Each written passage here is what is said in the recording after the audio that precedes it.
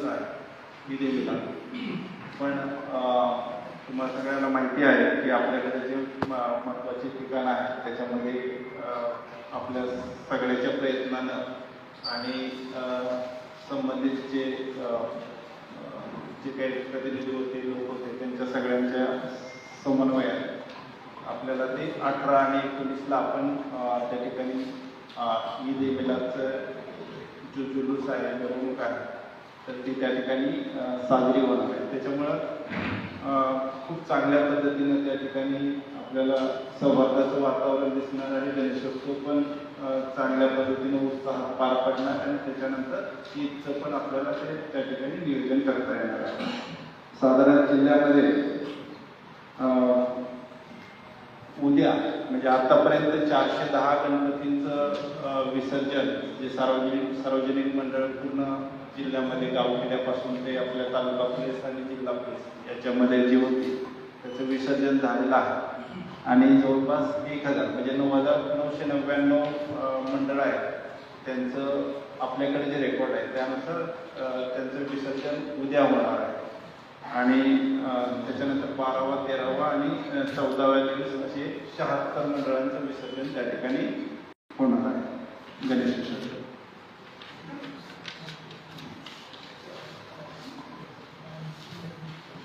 तर जी आपण जे प्रयत्न केले होते सगळ्यांच्या समन्वयाने त्याच्यामध्ये धाराशिव शहर आहेत, त्याचबरोबर नळदुर्ग आहे, लोहार आहे, कळंब आहे. या ठिकाणी जे गणपती मंडळ म्हणजे गणेशोत्सव आणि ईद या ठिकाणी एकत्र साजरे होण्याची शक्यता होती. त्या ठिकाणी ते वेगवेगळ्या दिवशी आपण घेतलेले आहेत.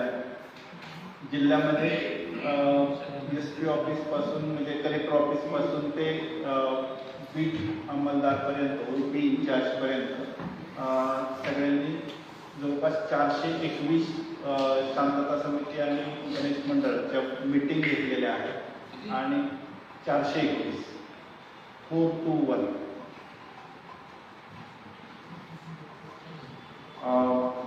मोहल्ला समितीच्या 161 बैठका घेतल्या. म्हणजे हे तर आकडेवारी आहे, पण ह्या सगळ्यांमध्ये एक आपण लोकांपर्यंत पोहोचणे, त्यांच्यापर्यंत सगळ्या बाबींची जाणीव करून देणे, ज्या अवेअरनेसच्या गोष्टी असतील त्या त्यांच्यापर्यंत पोहोचवणे आणि त्यांना एक चांगल्या उत्साहात पण कायद्याच्या चौकटीत राहून हे उत्सव साजरे करावे याच्याबद्दल आपण त्यांना आवश्यक ते आवाहन केलेलं आहे, आवश्यक त्या सूचना दिलेल्या आहेत. आणि अपेक्षा आहे की त्या पद्धतीनं ते सगळी मंडळं हे सण उत्सव साजरे करतील आणि प्रशासनाला योग्य सहकार्य करतील. हे जे कालावधी आहे मागील 8-10 दिवसाचा 12 दिवसाचा दिसते तर ते या कालावधीमध्ये आपण जवळपास 1,500 लोकांवर वेगवेगळ्या प्रिव्हेंटिव्ह ॲक्शन्स केलेल्या आहेत. आणि जे आपल्याला वाटतात ज्याच्यामुळे इश्यूज आहेत किंवा ज्यांचे अगोदरचे काही रेकॉर्ड आहेत अशा लोकांवर आपण त्या प्रिव्हेंटिव्ह ॲक्शन केलेल्या आहेत. सगळ्याच्या समन्वयाने प्रत्येक जिल्हा स्तरापासून गाव पातळीपासून ते तालुका पातळीपर्यंत सगळ्यांना आपण सगळ्या प्रशासकीय यंत्रणांनी त्या ठिकाणी जाऊन प्रोसेशन म्हणजे निवडणुकीचे मार्ग वगैरे असतील त्याच्यावर पाहणी करून आवश्यक उपाययोजना करण्याचा प्रयत्न केलेला आहे. मला असं वाटतं की ते सगळ्या हे नाही झाल्या, पण मॅक्सिमम आपण सगळे प्रयत्न केलेले आहेत आणि त्या ठिकाणी योग्य पद्धतीनं हे उत्सव सण आणि मिरवणुका पार पडतील अशी अपेक्षा आहे. जिल्ह्यामध्ये 37-1-3 म्हणजे जमावबंदीचं त्या ठिकाणी माननीय जिल्हाधिकारी महोदयांच्या आदेशानुसार लागू आहे. साधारण उद्याचा दिवस आणि इथून पुढे जे ईद पण साजरं होणार आहे त्याच्यासाठी आपण पूर्ण जिल्ह्यामध्ये एकूण 5 DYSP जवळपास 120 PI पासून PSI पर्यंत दर्जाचे अधिकारी, 1350 पोलीस कर्मचारी, ज्याच्यामध्ये पुरुष पोलीस कर्मचारी आणि महिला जवान महिला कर्मचारी असे त्या ठिकाणी कार्यरत असतील. दंगल कापू दंगल नियंत्रण पथक, QRT, SRPFचं प्लाटून असे त्या ठिकाणी असतील आणि वेगवेगळे स्ट्रायकिंग फोर्स आपण स्ट्रॅटेजिक लोकेशन्सला देतोय. दंगल नियंत्रण पथक आणि जलद प्रतिसाद QRT म्हणतात, जलद प्रतिसाद पथक.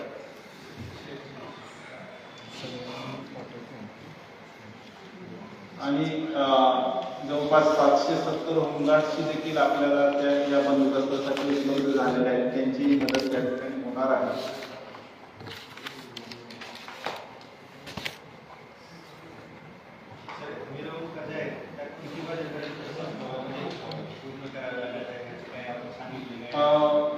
बारा वाजेपर्यंतचा साधारण अनंत चतुर्दशीच्या दिवशीचा नियम आहे आणि सगळ्याला आव्हान आहे की त्या मिरवणुका संपवाव्या आणि ज्या संपणार नाहीत त्याच्यानंतर त्यांना ते आवाजाची मर्यादा जी आहे ती पाळावी लागेल आणि त्याची पुढं विसर्जनाची जे प्रक्रिया आहे ती पूर्ण करावी.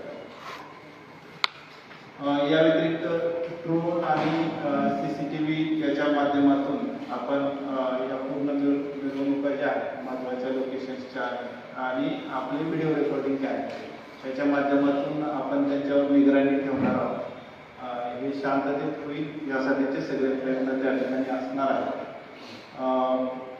काही जण दारू पिऊन वगैरे मिरवणुकीमध्ये सामील होतात, तर त्यासाठी ब्रेथ ॲनालायझर म्हणजे ते आपल्याला डिटेक्ट करता येतं की ते दारू पिलेत किंवा नाही, तर ते देखील पथक त्या ठिकाणी कार्यरत असेल. नॉईज लेवल मीटरचं पथक त्या ठिकाणी कार्यरत असेल आणि जे आवाजाची मर्यादा माननीय सुप्रीम कोर्टाने जी कारण दिलेली आहे त्यानुसार जे पाळणार नाही त्यांच्यावर देखील कारवाई करण्याची आमची तयारी आहे. या व्यतिरिक्त सगळ्यात महत्त्वाचं जे चॅलेंज आजकाल आहे, सोशल मीडियावर जे अफवा वगैरे पसरवतात, तर अशा लोकांना मात्र माझं खूप सक्त त्या ठिकाणी सूचना आहे. म्हणजे आपल्या माध्यमातून आव्हान पण आहे की कुणी कुठलीही गोष्ट व्हेरीफाय केल्याशिवाय त्या ठिकाणी कुठं फॉरवर्ड करू नये. स्वतः त्या ठिकाणी हे खरं आहे किंवा जे काही ते फॅक्ट्स येतील, कारण काय होतं की कुठलीही घटना घडते त्याचे आपले फॅक्ट्स माहिती नसताना जर कोणी काही हे केलं आणि इतर कुठल्या समाजाच्या कुठल्या धर्माच्या भावना दुखावल्या तर त्याच्यामुळं मोठ्या प्रमाणात प्रॉब्लेम त्या ठिकाणी होऊ शकतात. तर याच्यामुळं माझं सगळ्या लोकांना आपल्या जनतेला आव्हान आहे की आपल्या माध्यमातून की सोशल मीडियावर फक्त ह्या सणापुरतंच नाही, इथून पुढे देखील खूप सतर्क असावं. ज्या पण आपण कुठले ॲक्टिव्हिटी करतो, कुठले पोस्ट फॉरवर्ड करतो, तर त्या कृपया व्हेरीफाय केल्याशिवाय तुम्ही करू नये. आणि निश्चितपणे जर त्याच्यातनं काही कुठले इतर काही दुष्परिणाम किंवा इतर कुठली मोठ्या घटना घडल्या तर त्याच्यावर कठोर कारवाई केली जाईल.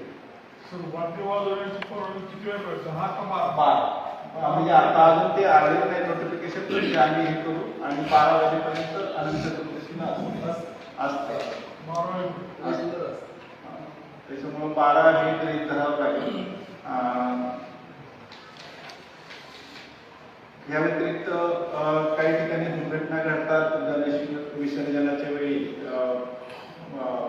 काही जवान ते त्या ठिकाणी पाण्यामध्ये बुडू शकतात. तर जे महत्त्वाचे ठिकाण आहेत त्या ठिकाणी आपण आपत्ती व्यवस्थापनच्या टीम ठेवलेल्या आहेत. या व्यतिरिक्त त्या ठिकाणी जे स्विमर आणि डायव्हर्स असतात म्हणजे पोहणारे असतात तर ते आयडेंटिफाय करून त्यांचे देखील फोन नंबर्स वगैरे उपलब्ध करून एक ग्रुप तयार केला आहे.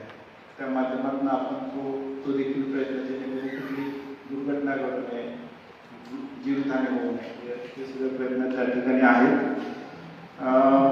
मागच्या 10-12 दिवसात या गणेशोत्सव आणि ईदच्या पार्श्वभूमीवर आपण जवळपास 100 दारूबंदीच्या केसेस त्या ठिकाणी केलेल्या आहेत आणि इथून पुढे देखील हे ड्राईव्ह सुरू राहतील.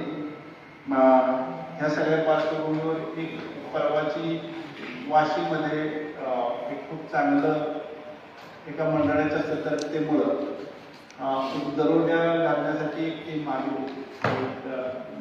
काही मुलं आली होती आणि त्यांच्याकडे जी गाडी होती ती देखील चोरीची होती. ती तामलवाडीतून चोरी झाली.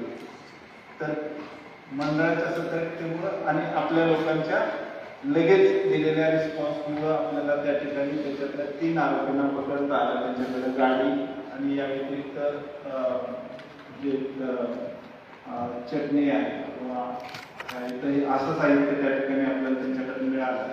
आणि हे मी थोडक्यात ह्याच्यासाठी सांगतो की आपलं म्हणजे सतर्कता किती कामी आहे. तर ते खूप चांगली ती कौतुकास्पद बाब आहे. तर या चांगल्या गोष्टी या ठिकाणी घडतात आहेत.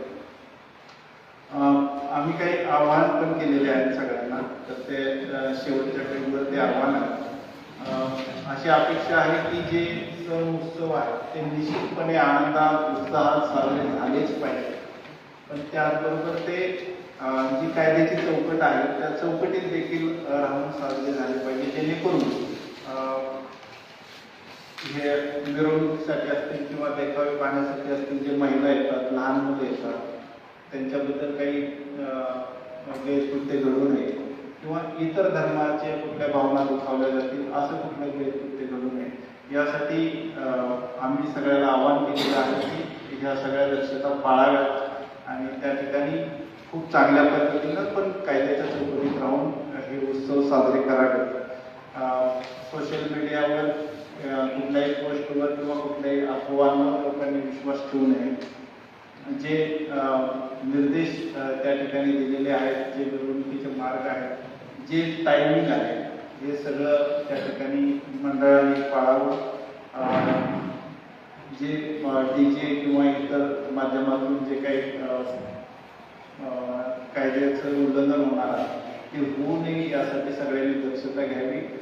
विनाकारण त्या माध्यमातून परत प्रशासन आणि मंडळ याच्यामध्ये कुठला परत त्या ठिकाणी कॉन्फ्लिक्ट होऊ नये. आमची कुणावर विनाकारण कारवाई करायची अजिबात इच्छा नाही किंवा कारवाईसाठी आम्ही त्या ठिकाणी विनाकारण उत्साही नाही आहे. पण जर असं कुठलं काही घडत असेल तर निश्चितपणे त्याची गंभीर दखल घेतली जाईल आणि कठोर कारवाई केली जाईल. विशेषतः छेडखानी कोण करत असेल, इतर दारू पिऊन कुठला गैरकृत्य करत असेल तर याची मात्र अतिशय कठोर दखल त्या ठिकाणी घेतली जाईल. आणि नवीन जे एक आलेलं आहे त्याच्यामध्ये लेझर लाईट, प्लाझ्मा, हे जे बिंग लाईट, तर ही खरंच म्हणजे हे मॅनेज म्हणजे अतिशय वाईट आहे आरोग्यासाठी. तर हे माझं सगळ्यांना आव्हान आहे की जे असेल लेझर लाईट असतील ह्याच्यानं खूप दुष्परिणाम होतात आणि हे लॉंग टर्म होतात. तर हे ह्याच्यापासून परावृत्त राहावं सगळ्यांनी. सगळ्या मंडळांनी विशेषतः दक्षता घ्यावी आणि प्रशासनाला सहकार्य करावं. प्रशासन निश्चितपणे तुमच्यासाठी आहे, सगळ्यांसाठी, जनतेसाठी आहे. पण प्रशासन कायद्याचं पालन देखील त्या लेझर लाईटवर लगेच म्हणजे कारवाई करणार तर उद्या संपल्यावर कारवाई करणार. कारण दरवेळेस काय होतं की उद्या संपल्यावर आपण नोटीस देतो, आणून बसवतो. जर मिरवणुकीमध्ये तर कारवाई केली तर ती म्हणजे त्वरित पण होईल. आमचे सगळे प्रयत्न राहतील जेणेकरून अगोदर पण आणि नंतर पण. अगोदर सुद्धा निश्चितपणे आव्हान पहिलं आम्ही करणार जेणेकरून त्यांनी त्याच्यातून ऐकावं. हे प्रशासनासाठी नाही तर हे सगळ्यांच्या आरोग्यासाठी आहे याची त्यांनी जाणीव करून घ्यावी आणि त्याच्यापासून परावृत्त व्हावं. चांगल्या गोष्टी निश्चितपणे आहेत, विधायक आहेत. त्याला म्हणजे चांगले देखावे असतील, चांगले शो असतील, रोड शो असतील, ते त्यांनी ठेवावे आणि समाज विधायक ज्या गोष्टी असतील त्या कराव्या असं आमचं आव्हान आहे. पण जे पण चुकीचं घडेल त्या ठिकाणी प्रशासन करावे. सर, पूर्वी सार्वजनिक उत्सव जर असतील तर त्यावेळेस पोलीस विभागामार्फत जिल्ह्याबाहेर हद्दीवरती चेकपोस्ट उभारले जात होते जेणेकरून ते DJ मोठे वादक जे बाहेर येतात त्यांना जागेवर स्टॉप करून ते बाहेर तिथल्या तिथं त्याला पोलीस स्टेशनमध्ये नेलं जात होतं. त्यामुळे जिल्ह्यामध्ये मधल्या काळामध्ये DJचं प्रमाण बंद झालं होतं. मात्र परत हे सुरू झालं तर आता ते परत चेकपोटी सुरू करून त्याच्यावर कारवाई होणार आहे का? असं काय सगळे प्रयत्न राहतील एवढं मी निश्चित सांगतो. सर धाराशिव जिल्हा हा असा जिल्हा आहे की ज्या जिल्ह्यातून एक गाव एक गणपती आणि एक वार्ड एक गणपतीची सुरुवात झाली होती मागच्या काही वर्षात. तर यावर्षी असे काही प्रयत्न पोलीस विभागाकडून झालेले ऐकले नाहीत किंवा कळवले नाहीत. आणि दुसरी गोष्ट, गणपतीची संख्या आहे ती संख्या सुद्धा शेवटच्या दिवशी ती पण तुम्ही सांगताय, म्हणजे प्रेस नोट करून येते पण त्यात संख्या सांगायची सुद्धा तसं त्या आपल्याकडून आपल्या विभागाकडून केली गेली नाही. आणि पोलीस स्टेशनला फोन केला तर काय माहितीच मिळत नाही. म्हणजे पत्रकारांच्या आतापर्यंतच्या बातम्यांचा जो विषय असायचे की बाबा जिल्ह्यात किती गणपती बसवले गेले, त्यानंतर एक गाव एक गणपती कुठं कुठं आहे, तर त्या अनुषंगानं म्हणून जे काय असायला पाहिजे प्रेस नोट किंवा अवेअरनेस, तर तो गणपती म्हणून तुम्ही कायद्यावर व्यवस्था शेवटच्या दिवशी प्रेस नोट सांगायला मला मान्य, पण किमान हे आधीपासून जे काम सुरू असायला आपल्या ज्या अपेक्षा आहेत, दिसलं नाही आल्या लक्षात. तर निश्चितपणे त्या प्रत्येक अपेक्षेवर आपण काम करू आणि जास्तीत जास्त आपल्या सगळ्यांमध्ये चांगलं एक हे राहील यासाठी मी बघतो मला काय सेटअप करता येईल, एक सिस्टीम त्यामध्ये सेट होईल एवढं निश्चित. कारण पहिल्याच दिवशी आम्ही म्हणजे विचारलं होतं कंट्रोल रूमला किती दिवस मिळेल त्यामध्ये आमच्याकडे काय माहिती हे असं ते नाही. कळवलं पाहिजे. किंवा दुसऱ्या दिवशी तर मिळणार एक नाही. PRO 10 दिवस आता शेवटचा दिवस आहे आणि आता ते करते. त्यामुळे निश्चित यासाठी आपण एक मेकॅनिझम सेट करू, त्यामध्ये नोडल अधिकारी म्हणून PRO या ठिकाणी राहतील आणि ते ग्रुपमध्ये राहतील आणि ते आपल्याला माहिती.